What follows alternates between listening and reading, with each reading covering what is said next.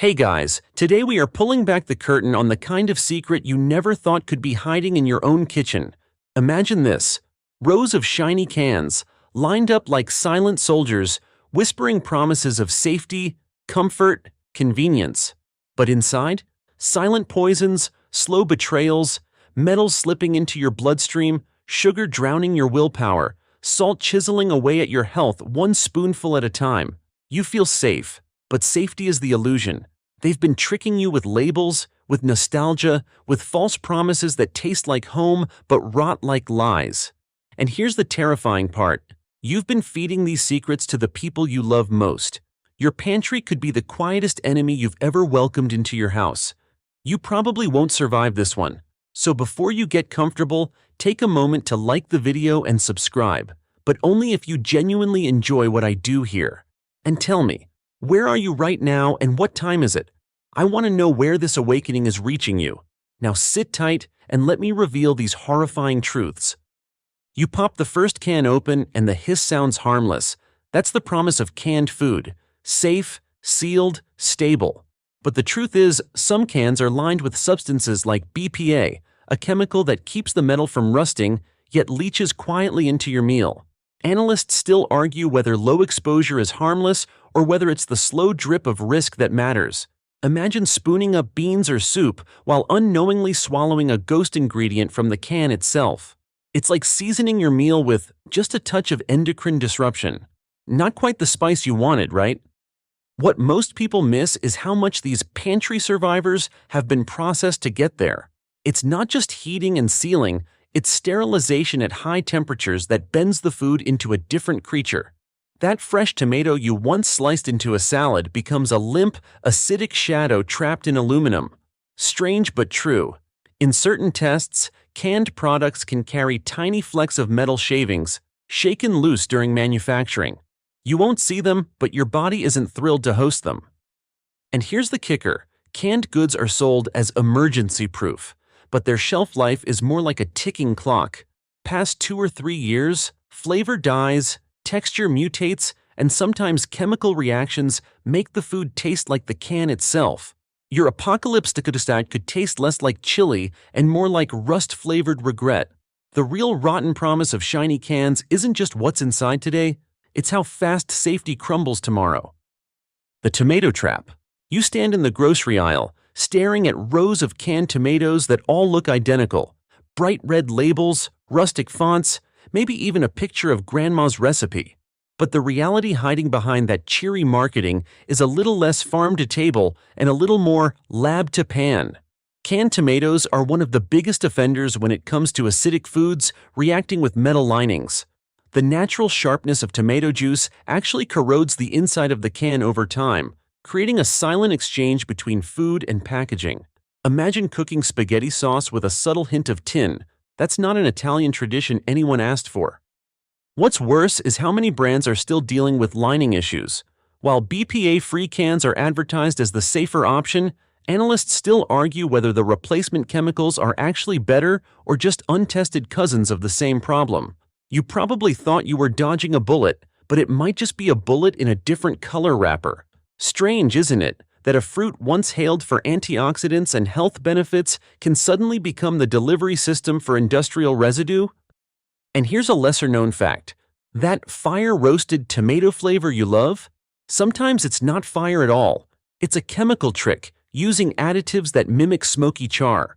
The debate over whether this should be called culinary innovation or flat-out deception could keep food critics busy forever. But when you pour those tomatoes into a pan, the illusion vanishes.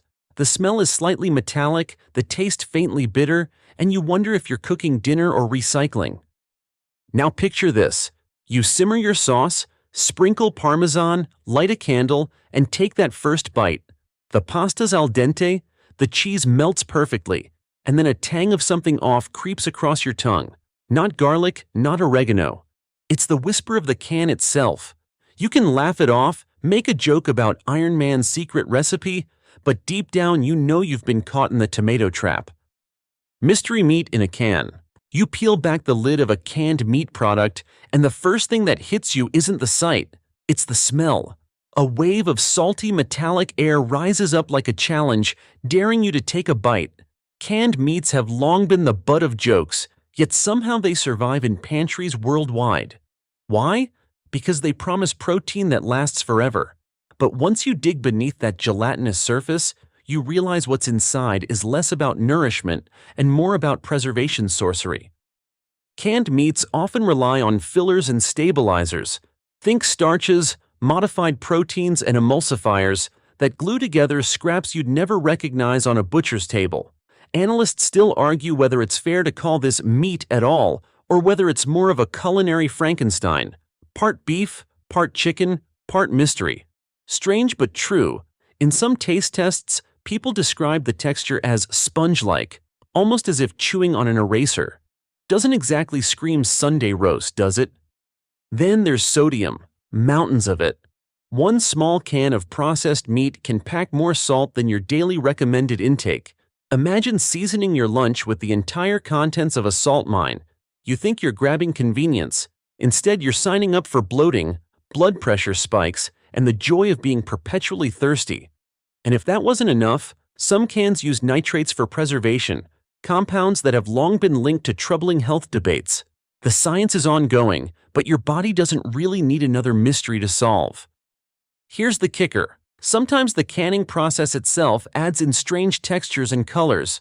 Pink hues stay too pink, browns look artificial, and the fat rises in odd ways, creating a top layer that resembles candle wax. You scoop it out, trying not to gag, joking to yourself that you've just uncovered edible archaeology. But deep down, you know this isn't what real food should look or taste like. So, the next time you consider making a quick sandwich with canned ham or corned beef, remember, convenience might be cheap, but it's also suspicious. You're not eating a meal, you're unwrapping a riddle with preservatives for punchlines. Beans that bite back. You grab a can of beans thinking you're making the healthy choice. Protein, fiber, a quick chili, what could possibly go wrong? You pop it open, drain the liquid, and start to feel smug about your smart decision. But then reality smacks you. Canned beans often carry a sodium punch so massive it turns your health food into a salty landmine. One serving can easily top 500 milligrams, and some brands creep toward 1,000. That's like sprinkling half a salt shaker straight into your veins. You didn't plan for heartburn as a side dish, did you?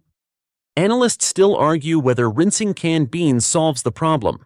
Sure, washing them under cold water strips away some salt, but not all. And here's the strange twist. Rinsing can also remove some of the protective minerals and flavors. So you're caught in a culinary catch-22.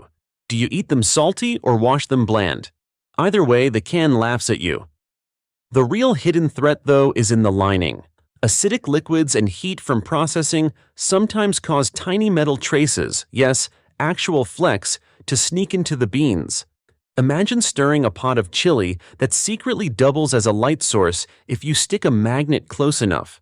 It's not enough to set off airport security, but it's not exactly appetizing either. Then there's texture. Fresh beans are firm, slightly creamy, almost earthy in flavor. Canned beans? Mushy, collapsing into paste before your fork even touches them. It's as if the beans have already chewed themselves for you, saving you the effort but robbing you of dignity. Strange but true. In blind taste tests, people sometimes confuse canned beans with baby food. That's not the legacy of ancient agriculture anyone dreamed about. So you're left staring at your chili pot, wondering if your hearty meal is actually a sodium bomb wrapped in metallic whispers. You stir slowly, trying to convince yourself it's fine. After all, it's beans. They're good for you, right? But the truth is, these beans bite back, and not just with their infamous after effects. Soups of salt and secrets. You twist open a can of soup on a cold evening, expecting comfort in liquid form. The steam rises, the smell feels familiar, and you tell yourself, this is the shortcut to warmth. But then the spoon hits your lips, and you realize canned soup is basically a salt lick dressed in broth. One serving, often 1,000 milligrams of sodium, and that's the official serving size, which is about half the can. Be honest, you've never stopped at half a can. You've inhaled the whole thing, and suddenly you've doubled your salt intake before dessert. The shocking part is how cleverly companies disguise this. Labels trumpet phrases like low-fat, gluten-free, or even heart-healthy, while conveniently hiding the sodium bombshell in fine print. Analysts still argue whether it's outright deception or just marketing spin. But either way, your body doesn't care about clever slogans. It just knows it's thirsty. And here's a strange fact. Some canned soups actually contain added sugar. Yes, sugar, hiding in a food you thought was savory. You came for chicken noodle, but you stayed for a quiet hit of dessert-level sweetness. Then there's the vegetables. In theory, you're eating carrots, peas, celery. In practice, these veggies have been cooked into submission long before the can even left the factory. They arrive in your bowl limp, colorless, and oddly uniform, as though they came off an assembly line instead of a farm. Taste them closely, and you realize you're not eating produce. You're eating a memory of produce. And here's the kicker. Scientists have found that some of the metallic compounds from can linings are more likely to leach out into high liquid foods like soup. So every spoonful is not only saltier than the ocean, it may come with a faint metallic whisper too. Strange but true. You could technically heat the same soup in a fresh pot at home, and it wouldn't taste like this. It's the can that adds the special seasoning.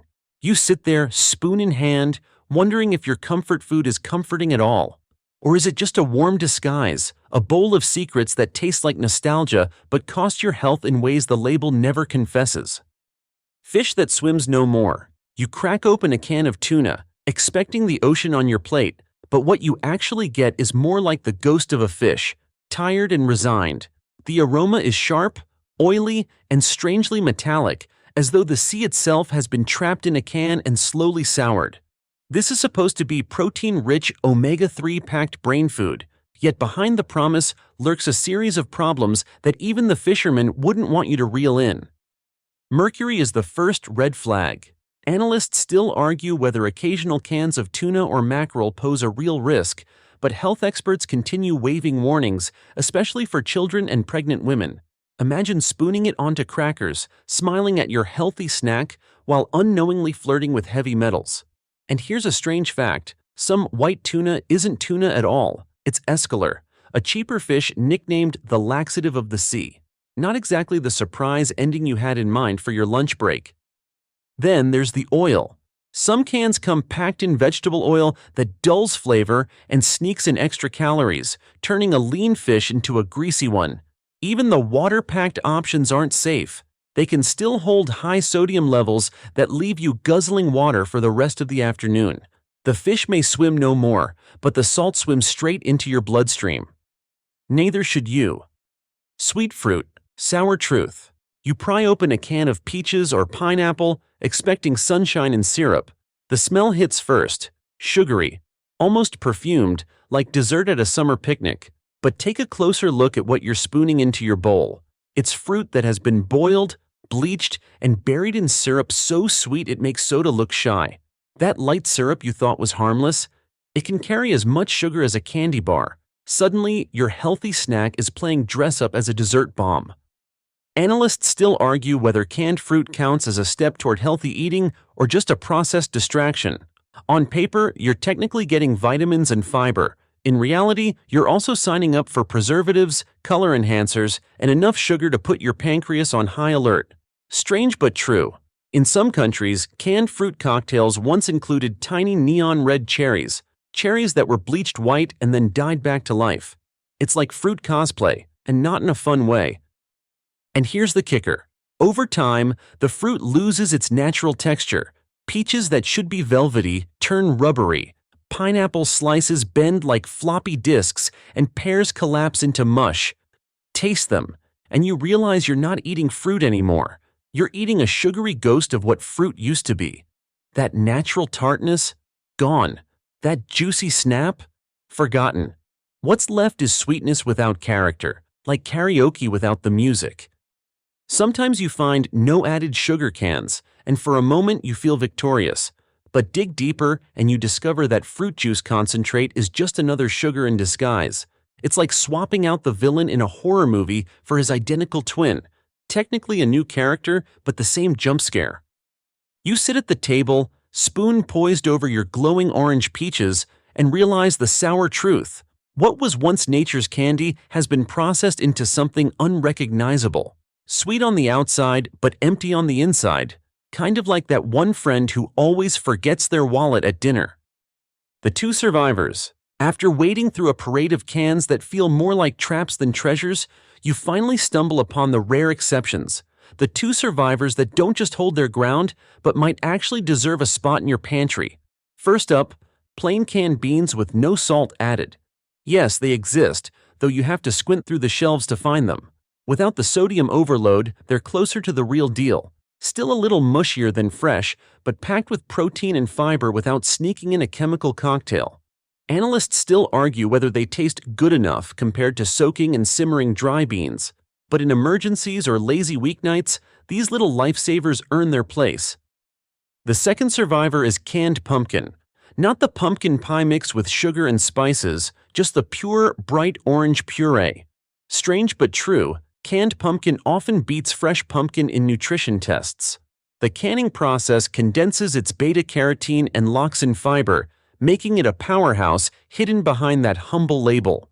Toss it in a smoothie, stir it into oatmeal, bake it into bread. You're not eating a compromise, you're eating a quiet victory. What's fascinating is how these survivors thrive because they stick close to nature. No drowning in syrup, no floating in mystery oil, no neon colors pretending to be food. Just whole ingredients, minimally dressed, sealed for convenience. And yet, even here, debates linger. Some say nothing canned can truly rival fresh, while others argue these survivors are proof that technology isn't always the villain.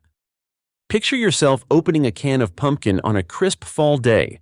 The puree slips out, thick and smooth, smelling faintly earthy. It's not rubbery fruit, not metallic fish, not suspicious meat. It's just pumpkin. Honest, simple, and safe. For once, the can doesn't laugh at you. It nods in quiet approval. So yes, out of the maze of sodium bombs, metallic whispers, and sugar-soaked imposters, there are two survivors worth keeping. They're not flashy, not trendy, but in a world of traps, they remind you that sometimes the can still carries truth. Industry tricks exposed. By now, you've seen the pattern. It's not just the food in the can that's the problem, it's the game being played around it. Walk down any supermarket aisle, and the cans are shouting at you. Low fat, heart healthy, no preservatives. But when you peel back the lid, you often find the exact opposite hiding inside. The trick is in the labeling. Low-fat soups balloon with sodium to make up for the missing flavor. No preservatives sometimes just means they used a different chemical that doesn't fit the narrow legal definition. And heart healthy? Well, analysts still argue whether dumping salt into broth is a good way to keep anyone's arteries clear. One of the strangest facts about canned food marketing is how often it leans on nostalgia. Ads and labels play up rustic kitchens, family farms, and recipes just like grandma's. In reality, Grandma probably never sterilized her tomatoes with industrial machinery or dyed cherries neon red for fun. The comforting imagery is designed to erase the uncomfortable truth. These cans are factory-born, processed, and engineered. You're not buying history, you're buying a story printed in ink. Then there's portion size, the sneakiest trick of all. Ever notice how a serving of soup is half a can? Nobody eats half a can. It's like telling someone a single French fry is a serving. The math is rigged to make nutrition labels look friendly, when in truth, you're doubling every number by the time you finish lunch. Strange but true, some dietitians joke that labels should come with a magnifying glass and a lawyer. And don't forget the additives with mysterious names: natural flavor, modified food starch, spices. Sounds harmless, but the vagueness is deliberate. It lets companies hide behind umbrella terms without disclosing exactly what you're swallowing. Analysts still argue whether this is smart industry flexibility or deliberate obfuscation. But one thing's certain, the less you know, the easier it is for them to sell you comfort in a can. You push your cart past the shelves, looking at labels you once trusted. Now, every cheery tomato, every cozy soup, every smiling farm graphic feels like a mask. And masks, as you know, are worn to hide something. Escaping the pantry maze, you stand in front of your pantry now, staring at the neat rows of cans you once trusted. They sit there silently, as if daring you to pick them up again. But your eyes don't see convenience anymore. They see sodium mines, metallic whispers, syrup swamps, and mysteries with pull tabs. It feels like you've wandered into a maze where every turn is another marketing trick, another debate, another sacrifice of flavor for shelf life. But here's the twist. Escaping the pantry maze isn't about throwing every can into the trash. It's about learning to navigate. Analysts still argue whether canned foods are villains or misunderstood heroes. On one side, critics point to BPA, additives, and the slow erosion of nutrients. On the other, defenders argue that without canned goods, millions would lose access to affordable staples, especially in food deserts. Strange but true, some canned items may even contain more concentrated nutrients than fresh produce left wilting in transit. The truth isn't simple. It's messy, inconvenient, and sometimes metallic. So how do you escape? You start by reading labels like a detective, not a casual shopper. Check the sodium, scan for sugar, hunt for no salt added or packed in water. You avoid the syrupy fruit cocktails, the suspicious meats, and the soups with sodium counts that rival seawater. And when you do choose canned, you lean on the survivors: pumpkin puree, no salt beans, maybe even a few tomatoes if you're cooking them down quickly. Picture this. You build a pantry that's more strategy than surrender. Cans become backups, not staples. Fresh food leads the charge, frozen plays sidekick, and cans take the role of understudy, ready to step in, but never stealing the spotlight. The maze no longer traps you because you're holding the map. You close the pantry door, a little wiser and maybe a little more suspicious. But instead of dread, you feel a small sense of control. Escaping isn't about running away. It's about making choices so sharp they cut through the noise. And suddenly, the maze feels less like a prison and more like a puzzle you've finally solved.